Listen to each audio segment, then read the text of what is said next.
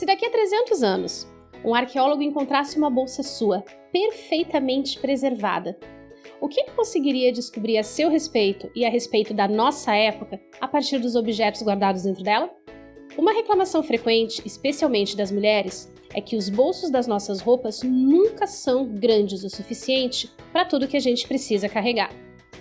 Daí a necessidade de termos tantas bolsas em tantos formatos e tamanhos, cada uma delas adequada para os objetos que a gente leva em cada ocasião. E esses objetos falam muito sobre quem nós somos e como é a nossa vida.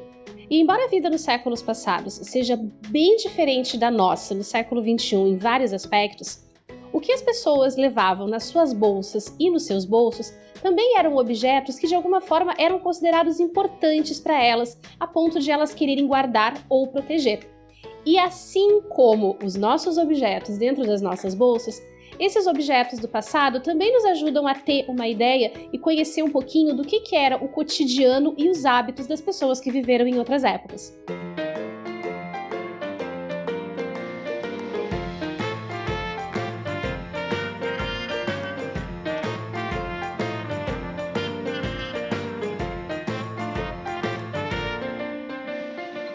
Olá!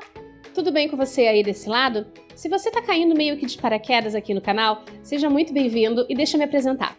Meu nome é Pauline Kisner, a modista do Desterro, e é um prazer imenso ter vocês por aqui. Eu sou historiadora e eu estudo especificamente as relações que as pessoas tiveram no passado a partir das roupas e dos objetos que chegaram até a nossa época. E no vídeo de hoje a gente vai conversar um pouquinho sobre a pequena história dos bolsos femininos. Roupas com bolsos costurados são um padrão na indústria moderna. Eles variam bastante em formato e tamanho e às vezes são apenas decorativos, mas esse é um padrão bem recente. Até antes do século XX, era muito mais comum que os bolsos femininos fossem peças feitas à parte, independentes do restante da roupa. Os bolsos podiam ser pendurados em cintos e usados pelo lado de fora, parecidos com as bolsas que a gente conhece hoje. Mas eles também podiam ser colocados escondidinhos dentro da roupa e ser acessados através de aberturas estrategicamente colocadas. É o caso dos fichês ou fichets medievais.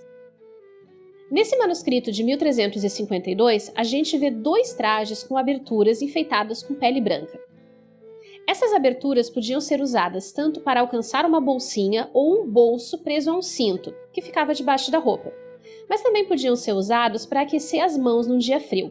Nos anos 1570, já encontramos registros na Itália de um objeto chamado sacoccia, sacolinha, que era basicamente um bolso decorado preso à cintura, com um cordão, fitas decoradas ou até mesmo com um cinto.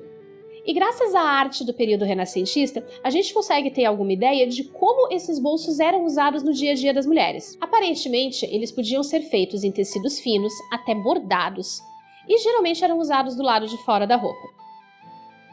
Mais frequentemente, encontramos essa representação do bolso externo em quadros que retratam mulheres de classe média ou de classe trabalhadora. Mas isso não significa que os bolsos só fossem usados por esses grupos sociais.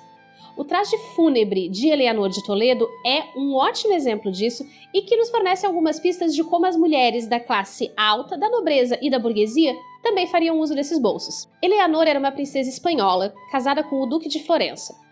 Ela morreu em 1562 e foi sepultada com um traje típico da nobreza de Florença, um vestido chamado de sotana.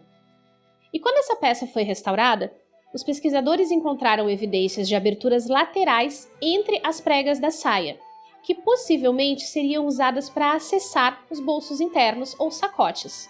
E embora os bolsos do traje fúnebre de Eleanor de Toledo não tenham sobrevivido junto com o vestido, o Museu do Traje de Madrid, na Espanha, tem uma peça mais ou menos contemporânea que pode nos dar algumas pistas de como seria a aparência dessa sacote. Na Espanha, elas eram conhecidas como faltriqueiras, e essa peça que vocês estão vendo na tela foi fabricada entre 1570 e 1610. A base dela é um tecido feito com fibra de seda e decorados com fios metálicos, que a gente não sabe se eram totalmente feitos de metal ou se eram simplesmente recobertos com uma cobertura metálica. Essa faltriqueira, como ela era conhecida na Espanha, podia ser usada presa à cintura com um cinto ou com fitas decoradas, provavelmente por baixo da roupa, mas talvez também fosse utilizada por cima. E olhando bem para a carinha dela e para o formato, a gente já consegue ver uma semelhança entre esta faltriqueira do século XVI e os bolsos femininos que viriam a existir nos séculos seguintes. Nos anos 1600 e 1700, esses bolsos de amarrar se espalharam pelas várias classes sociais por uma questão de necessidade. Enquanto os trajes masculinos tinham bolsos costurados nos casacos, calças e coletes, isso não acontecia com as roupas femininas. Alguns pesquisadores interpretam essa diferença entre os bolsos masculinos e os bolsos femininos como uma pista, um indicativo da posição que a mulher ocupava dentro da sociedade. Numa época em que se considerava que o espaço público era para os homens e o espaço privado da casa, do salão, o espaço doméstico era feminino, circulando nas ruas, os homens precisavam ter maneiras de carregar os seus pertences, carregar seus documentos e dinheiro de uma maneira segura, enquanto as mulheres, que ficariam nos espaços privados, nas suas casas e nos seus castelos, não teriam necessidade disso, em teoria. Apesar de em muitos lugares da Europa as mulheres não poderem sequer ter posses próprias, elas também precisavam circular por aí e carregar suas coisas, chaves, dinheiro, ferramentas de trabalho. E embora os bolsos não fossem a única maneira de fazer isso, elas certamente eram uma das mais seguras. Imagine você em um mercado de rua lotado do século XVIII, praticamente a versão 1700 de uma rua de comércio popular nos dias de hoje, sei lá, num feriado de Natal. Você poderia carregar as suas coisas numa cesta, com o seu avental dobrado e guardar as suas coisas aqui, mas cá entre nós, a chance de um acidente, de você deixar os seus objetos caírem ou de você ser roubada no meio da multidão era muito grande. Então, os bolsos usados por debaixo das saias, escondidinhos dentro da roupa, eram de longe a alternativa mais segura para que uma mulher transportasse os seus pertences num local público. O uso dos bolsos variava bastante. Eles podiam ser usados por baixo ou por cima da saia ou até debaixo do avental. Graças a registros como queixas de roubo, nós sabemos que as mulheres trabalhadoras costumavam usar os seus bolsos por cima da saia e geralmente embaixo do avental. E também sabemos o que elas carregavam, principalmente dinheiro e pequenos pertences, como fitas, cartas e até as suas ferramentas de trabalho.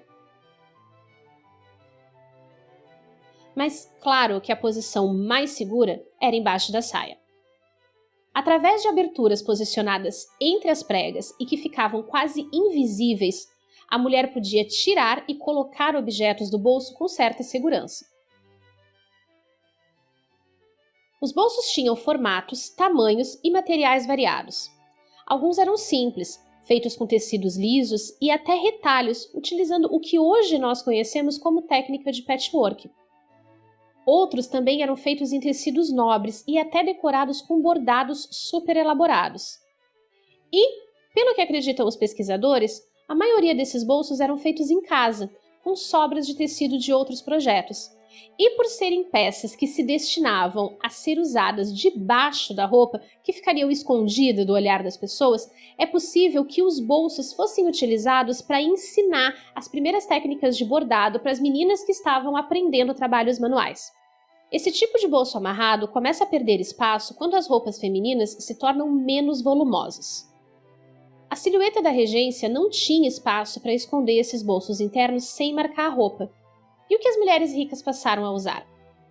Pequenas bolsas de mão chamadas de retículas, decoradas com bordados e pedrarias, pintadas à mão, feitas em tecido, em tricô ou em crochê. Mas entre os trabalhadores, de uma forma geral, as mudanças da moda aconteciam num ritmo muito mais lento. E nós temos boas evidências que apontam que o uso dos bolsos por dentro da roupa, esse bolso amarrado na cintura e acessado pela abertura da saia, ainda era bastante comum, pelo menos até a década de 1840. Um dos best-sellers de técnicas de costura publicados no século XIX é o Workwoman's Guide, um livro de trabalhos manuais que era destinado às mulheres da classe trabalhadora.